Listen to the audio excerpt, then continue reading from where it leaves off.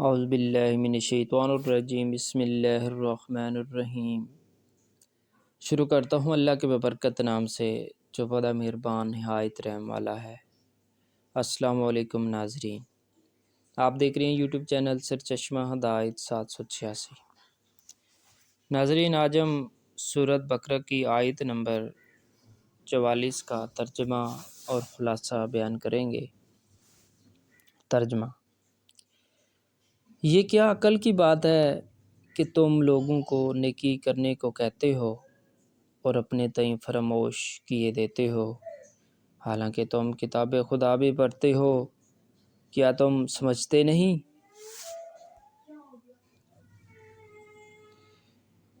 تفسیر: یعنی اہل کتاب اس علم کے باوجود جو کہے اور نہ کرے، اس پر کتنا عذاب نازل ہوتا ہے، پھر تم خود ایسا کرنے لگے ہو جیسا دوسروں کو تقوی، طہارت اور پاکیزگی سکھاتے ہو، خود بھی تو اس کے عامل بن جاؤ۔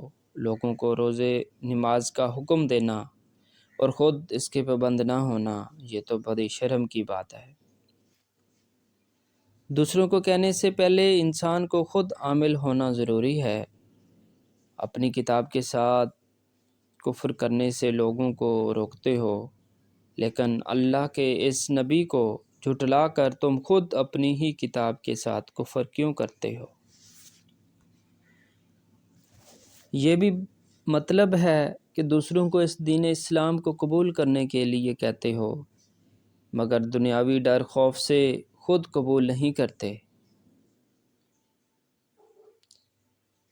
حضرت ابو الدرداء فرماتے ہیں، اور اپنے نفس کا ان سے بھی زیادہ، ان لوگوں کو اگر رشوت وغیرہ نہ ملتی تو حق بتا دیتے، لیکن خود عامل نہ تھے، جس کی وجہ سے اللہ تعالیٰ نے ان کی خدمت کی، جس کی وجہ سے اللہ تعالیٰ نے ان کی مذمت کی۔ یہاں پر یہ بات یاد رکھنی چاہیے کہ اچھی چیز کا حکم دینے پر ان کی برائی نہیں کی گئی، بلکہ خود نہ کرنے پر برائی بیان کی گئی ہے۔ اچھی بات کو کہنا تو خود اچھائی ہے، بلکہ یہ تو واجب ہے کہ، لیکن اس کے ساتھ ہی ساتھ انسان کو خود بھی اس پر عمل کرنا چاہیے۔ جیسے حضرت شعیب نے فرمایا تھا، یعنی میں ایسا نہیں ہوں کہ تم جس کام سے روکو وہ خود کرو، میرا ارادہ تو اپنی طاقت کے مطابق اصلاح کا ہے، میری توفیق اللہ کی مدد سے ہے، میرا بھروسہ اسی پر ہے، اور میری رغبت تو رجوع بھی اسی کی طرف ہے، پس نیک کاموں کرنے کے لیے کہنا بھی واجب ہے اور خود کرنا بھی۔ ایک واجب کو نہ کرنے سے دوسرا بھی چھوڑ دینا نہیں چاہیے۔ علماء سلف و خلف کا قول یہی ہے، گو بعض کا یہ ضعیف قول یہ بھی ہے کہ برائیوں والا دوسروں کو اچھائیوں کا حکم نہ دے، لیکن یہ قول ٹھیک نہیں۔ پھر ان حضرات کا اس آیت سے دلیل پکڑنا تو بالکل ہی ٹھیک نہیں، بلکہ صحیح یہ ہے کہ بھلائی کا حکم کرے اور برائی سے روکے، اور خود بھی بھلائی کرے اور برائی سے رکے۔ اگر دونوں چھوڑے گا تو دوہرا گنہگار ہوگا۔ ایک کے ترک پر اقرا طبرانی کی معجم کبیر میں ہے، رسول اللہ صلی اللہ علیہ وآلہ وسلم نے فرمایا، جو عالم لوگوں کو بھلائی سکھائے اور خود عمل نہ کرے، اس کی مثال چراغ جیسی ہے کہ لوگ اسی سے روشنی سے فائدہ اٹھا رہے ہیں، لیکن وہ خود جل رہا ہے۔ یہ حدیث غریب ہے۔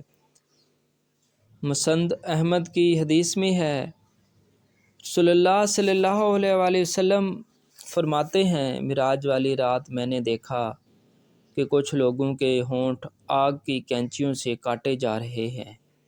میں نے پوچھا، یہ کون لوگ ہیں؟ تو کہا گیا، یہ آپ کی امت کے خطیب اور واعظ و عالم ہیں۔ جو لوگوں کو بھلائی سکھاتے تھے مگر خود نہیں کرتے تھے، علم کے باوجود سمجھتے نہیں تھے۔ دوسری حدیث میں ہے ان کی زبانیں اور ہونٹ دونوں کاٹے جا رہے تھے۔ یہ حدیث صحیح ہے، ابن حبان بن ابی حاتم بن مردوہ وغیرہ میں موجود ہے۔ ابو وائل فرماتے ہیں ایک مرتبہ حضرت اسامہ سے کہا گیا کہ آپ حضرت عثمان سے کچھ نہیں کہتے۔ آپ نے جواب دیا کہ تم سن کر ہی کہو تو ہی کہنا ہوگا، میں تو انہیں پوشیدہ طور پر ہر وقت کہتا رہتا ہوں، لیکن میں کسی بات کو پھیلانا نہیں چاہتا۔ اللہ کی قسم میں کسی شخص کو سب سے افضل نہیں کہوں گا، اس لیے کہ میں نے جناب رسول اللہ صلی اللہ علیہ وآلہ وسلم سے سنا ہے کہ ایک شخص کو قیامت کے دن لایا جائے گا اور اسے جہنم میں ڈالا جائے گا، اس کی آنتیں نکل کر آئیں گی اور وہ اس کے ارد گرد چکر کھاتا رہے گا۔ جہنمی جمع ہو کر اس سے پوچھیں گے، حضرت آپ تو ہمیں اچھی باتوں کا حکم کرنے والے اور برائیوں سے روکنے والے تھے، یہ آپ کی کیا حالت ہے؟ وہ کہے گا افسوس، میں تمہیں کہتا تھا لیکن خود نہیں کرتا تھا، میں تمہیں روکتا تھا لیکن خود نہیں رکتا تھا۔ بخاری مسلم میں بھی یہ روایت ہے کہ مسند کی ایک اور حدیث میں ہے کہ اللہ تعالیٰ ان پڑھ لوگوں سے اتنا درگزر کرے گا جتنا جاننے والوں سے نہیں کرے گا۔ بعض اثار میں یہ بھی وارد ہے کہ عالم کو ایک دفعہ بخشا جائے تو عالم آدمی کو 70 دفعہ بخشا جاتا ہے۔ عالم جاہل یکساں نہیں ہو سکتے۔ قرآن کریم میں ہے جاننے والے اور انجان برابر نہیں، نصیحت صرف عقل مند لوگ ہی حاصل کر سکتے ہیں۔ ابن عساکر میں ہے رسول اللہ صلی اللہ علیہ وسلم نے فرمایا جنتی لوگ جہنمیوں کو دیکھ کر کہیں گے کہ تمہاری نصیحتیں سن کر ہم تو جنتی بن گئے، مگر تم جہنم میں کیوں آ پڑے؟ وہ کہیں گے افسوس، ہم تمہیں کہتے تھے لیکن خود نہیں کرتے تھے۔ حضرت ابن عباس سے ایک شخص نے کہا حضرت میں بھلائیوں کا حکم کرنا اور برائیوں سے لوگوں کو روکنا چاہتا ہوں۔ آپ نے فرمایا کیا تم اس درجہ تک پہنچ گئے ہو؟ اس نے کہا ہاں۔ آپ نے فرمایا اگر تم ان تینوں آیتوں کی فضیلت سے نہ ڈر ہو گئے ہو تو شوق سے وعظ شروع کرو۔ اس نے پوچھا وہ 3 آیتیں کیا ہیں؟ آپ نے فرمایا ایک تو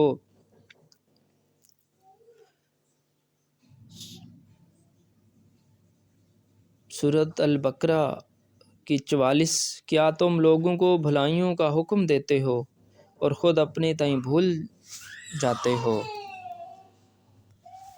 دوسرا سورہ الصف کی 23 آیت، کیوں تم وہ کہتے ہو جو خود نہیں کرتے؟ اللہ کے نزدیک یہ بڑی ناپسندیدہ بات ہے کہ تم وہ کہو جو خود نہ کرو۔ تیسری آیت حضرت شعیب کا فرمان ہے، آیت ہود سورۃ ہود کی 88 آیت، یعنی میں جن کاموں سے تمہیں منع کرنا کرتا ہوں ان میں تمہاری مخالفت کرنا نہیں چاہتا، میرا ارادہ صرف اپنی طاقت بھر اصلاح کرنا ہے۔ کہو تم ان تینوں آیتوں سے بے خوف ہو؟ اس نے کہا نہیں۔ فرمایا پھر تم اپنے نفس سے شروع کرو۔ تفسیر مردود ایک ضعیف حدیث طبرانی میں ہے، حضور صلی اللہ علیہ وسلم نے فرمایا جو لوگوں کو کسی قول و فعل کی طرف بلائے اور خود نہ کرے تو اللہ تعالیٰ کے غضب و غصہ میں رہتا ہے یہاں تک کہ وہ خود آپ عمل کرنے لگ جائے۔ حضرت ابراہیم نخعی نے بھی حضرت ابن عباس تینوں آیتیں پیش کر کے فرمایا کہ میں ان کی وجہ سے قصہ گوئی پسند نہیں کرتا۔ سورۃ بقرہ 2 آیت نمبر 44۔